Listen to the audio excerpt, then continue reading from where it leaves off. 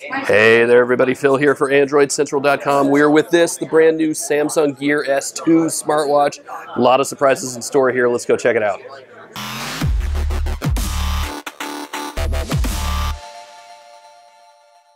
Smartwatches have come a long way in just a few short years, and no company has gone further than perhaps Samsung, which had one of the first mainstream smartwatches with the original Galaxy Gear back in 2013.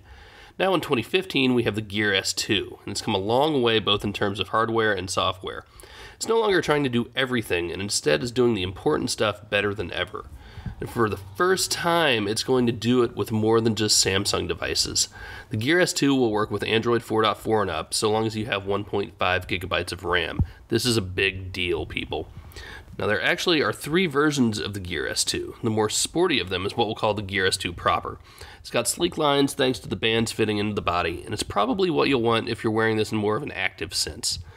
The Gear S2 Classic looks more like a traditional watch, and the rotating bezel has a bit more flair to it.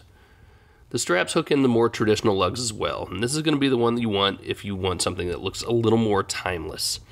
The third model will be a 3G enabled version of the Gear S2 proper. Now on the specs front, we've got a 1.2-inch AMOLED display with a 360 by 360 resolution, and it really is one of the best displays we've seen on a smartwatch. It's powered by a dual-core processor running at 1 GHz, and Samsung didn't say who makes it, and it has 4 GB of onboard storage and 512 MB of RAM. But probably more important is that it looks pretty darn good and it feels nearly weightless. It's a really light watch. As for how it performs, well, we're pretty used to seeing some software wonk at demo events, but the Gear S2 simply felt solid in our time with it. Menus and transitions were animated as well as you could hope.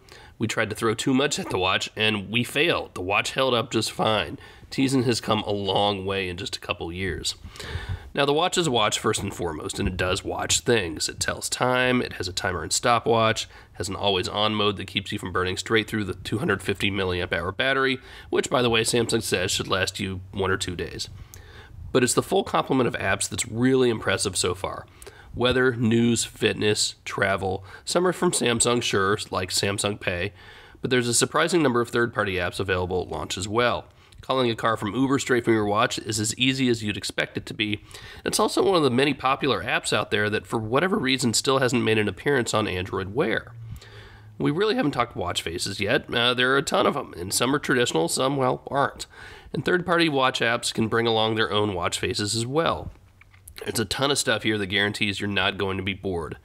And of course there's fitness tracking and heart rate monitoring. There's also NFC capability, Wi-Fi, the whole smash. This is a fully functioning smartwatch.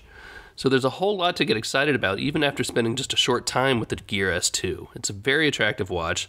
The Tizen-based operating system has matured a lot in a couple years, and that it will work with non-Samsung Android phones is a huge step forward for Samsung as a company, and it's a big win for consumers.